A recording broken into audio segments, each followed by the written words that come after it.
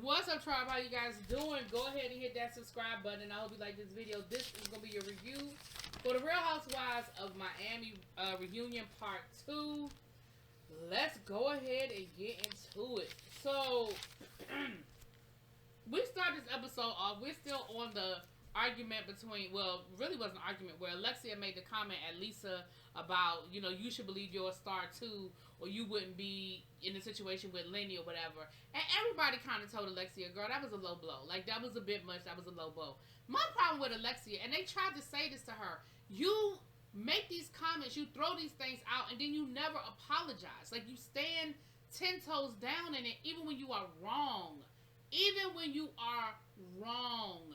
And that is my biggest issue with Alexia.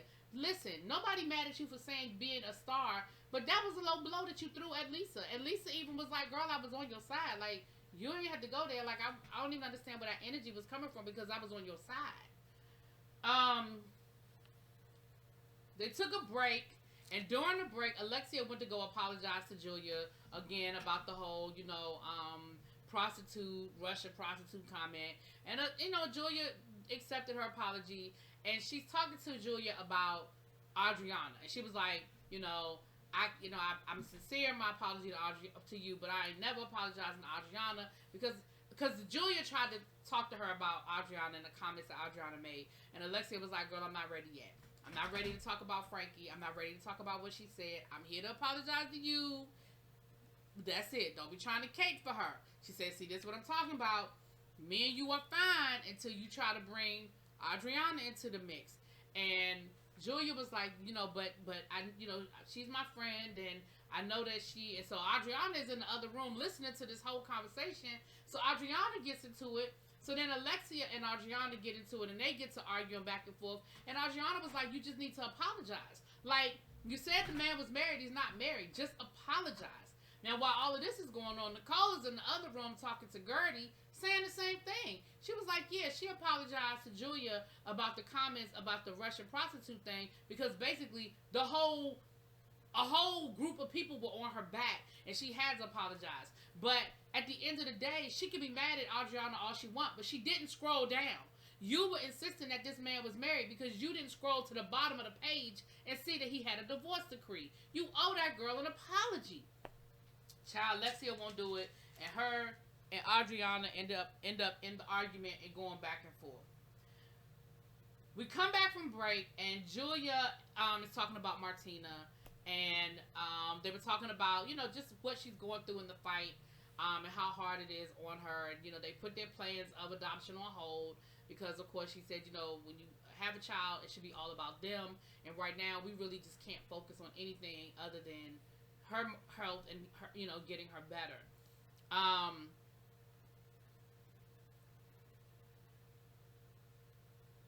They talked about the moment where she jumped in the water, and Andy was like, why was that so special? Why was that so significant? It was really nice. It was very romantic, but it seemed like it was a deeper moment. And she said, because I don't get in the water. Martina is always asking me to get in the water. She always wants me to swim with her, jet ski with her, do all these different things, and I won't do it. She said, I like the water. I like watching the water. I don't like getting in the water. She said, I'm scared of sharks and all of that. And so that was a moment that was deeper than just her getting in the water. So she said, I look back on that season, and I was complaining about having dinner one-on-one and missing my daughters, and not giving Martina the attention that she needs. And she said, and at this point, I would die to have that moment with Martina now. I would love to have that moment with Martina now. Somehow they started talking about sex. I don't remember, and I don't even care. All I know is, Larsa, your ass is a liar. The last episode, you said that your butt was real. We determined that that's a lie. Now you're talking about you had sex 4 times a night, every single night, with Scottie Pippen when y'all were married. Girl, miss me with that. Now, if you want to just say, hey, Scottie Pippen's stamina was amazing, fine. If you want to say we had great sex, we had a lot of sex, fine. But what you ain't never going to convince me is that you had sex 4 times a night, every single night, for the entirety of y'all's 20-year marriage. Miss me with that. That's a lie. I don't care how you slice it. That's a damn lie. She said, we never spent a night apart, even while he was traveling on the road. We had private jets, and I would take the kids. You mean to tell me that at no point in time y'all ain't never sleep apart? Girl, he was a professional basketball player. Are you serious right now? Like, I get it. Y'all had money, but really? Never. Never. Then, take into account he's a player, a basketball player. I thought basketball players weren't supposed to have sex night before game. I thought that took away their energy. A lot of players are superstitious about that. They don't have sex before game. Girl, miss me with that, Larsa. You such a damn liar. That's why, listen, they did a flashback where they showed Larsa from season 1 arguing with Marisol. Bitch, it looked like a totally different person. The lip injections, the nose job, the fillers in your face. And you mean to tell me that you had all that work done to your face and we ain't supposed to believe that you had your ass done? Girl, bye. Miss me with that shit. Anyway, I guess that was natural too. I guess your lips got bigger naturally too. I guess your nose got... I guess that's contouring and makeup. I guess your cheekbones, that's... Girl, stop it. Anyway, and here's the thing. I ain't mad at you. You look good. You didn't, because some people's plastic surgery doesn't look so nice. So your surgery, your fillers, all that, it looks good on you. Just own it. Be like, girl, yeah, whatever. I did what I did.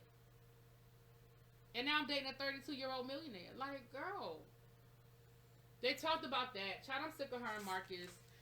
They were friends. She never knew Marcus when Scotty, she said when she married Scotty, Scotty and Michael Jordan were only teammates for that 1 year. That was his last year on the same team with him.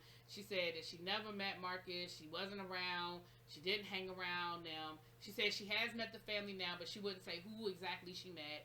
But she said the kids are fine with it, and her and Scotty ain't talked about it. And again, at this point, I don't believe nothing that come out of Larson's mouth. So I don't believe none of that shit. I don't believe that Scotty don't have a problem with it. I don't believe that your kids don't have a problem with it. I don't believe none of that shit.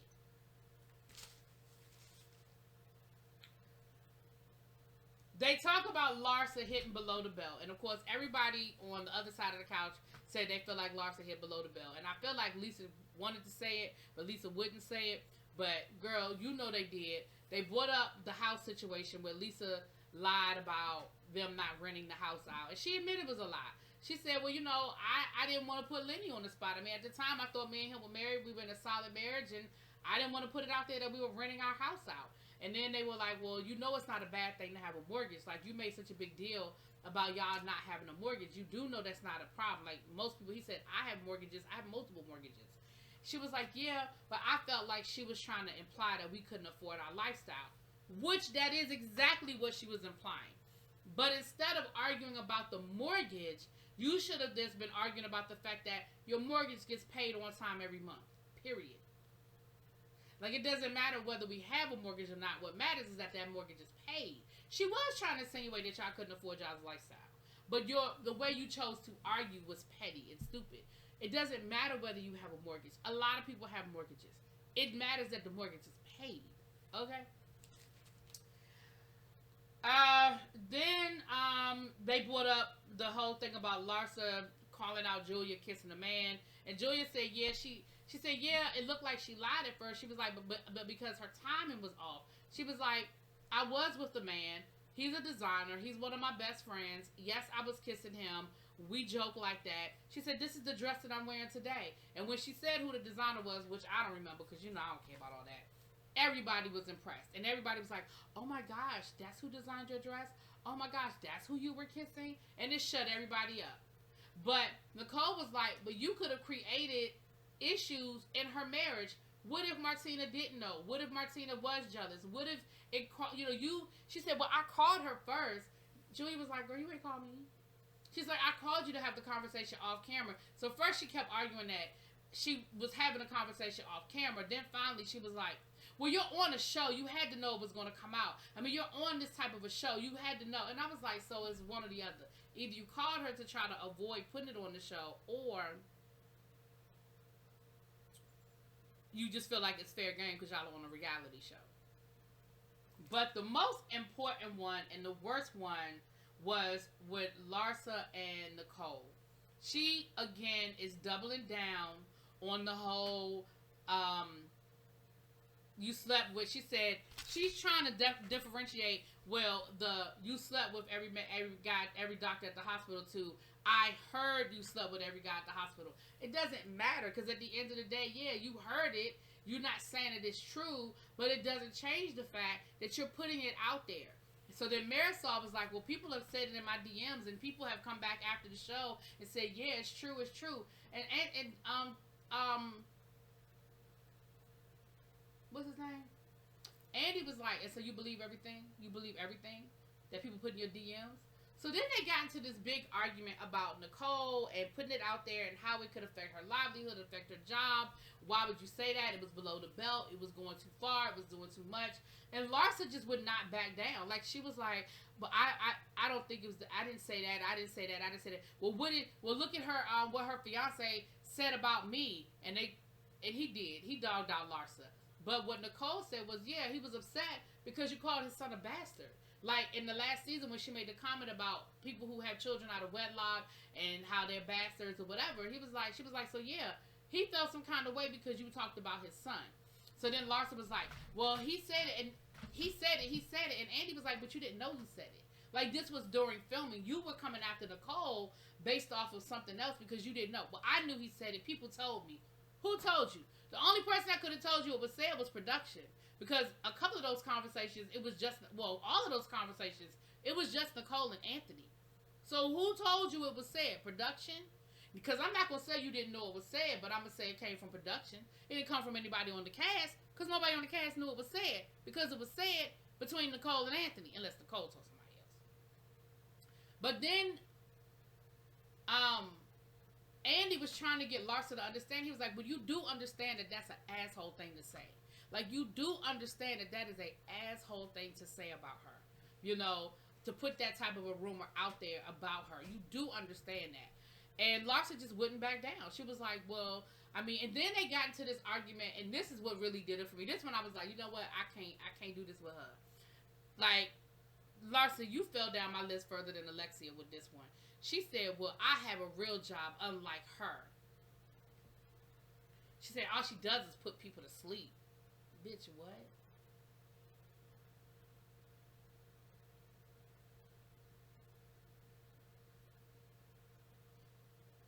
So showing your feet on OnlyFans, albeit you make a lot of money doing it, but showing your feet on OnlyFans and selling dog collars and jewelry is more important than her being an anesthesiologist.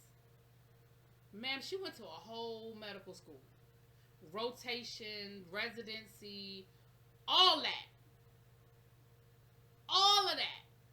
And you reduce it to all she does is put people to sleep and I have a real job? Larsa, you know that you gotta be full of shit. And thank God for Julia, because Julia shut all of their asses down. When Julia said, she said, well, let me tell you something. When we played that party game with Marisol, and Marisol said, who do you trust the least? She said, I'm going to flip it. And I'm going to say who I trust the most. And she said, the person on this stage who I trust the most is Nicole.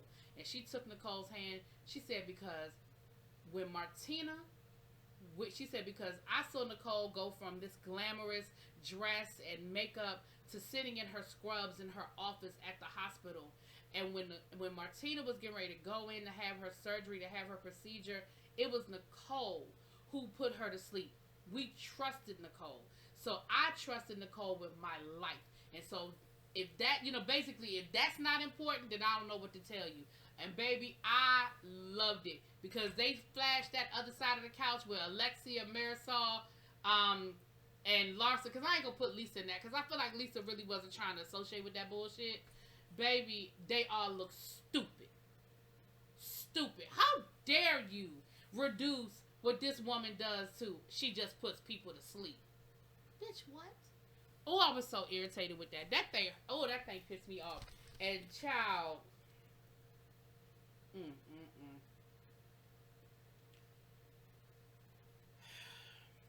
Kiki shows up and basically we left off at the end of this episode with Kiki letting Lisa know, girl, your man been cheating on you and he been cheating on you for years. I was a model in Miami and we all, like, that was the worst kept secret kind of thing. They asked Lisa why she still hosted the Halloween party. Now she never answered why she hosted the Halloween party, but she did say, technically the house still, we still fighting over the house, so I couldn't really tell him no legally, which tells me that she went to her lawyer. She was like, legally, I couldn't tell him no, so that's why we still had the Halloween party. But girl, you ain't have to host it. You didn't even have to be there for it. How about that? You still trying to make this man happy. Now I feel like he probably held something over your head, probably told you that, he would pay a bill or put some money in your account or do something that you wanted. That's how I feel. I feel like he held something over your head to get you to host that party. But girl, you ain't fooling me. It's more to it. Anyway, y'all, that was part 2. Y'all let me know what y'all think. I'll talk to y'all later. Peace.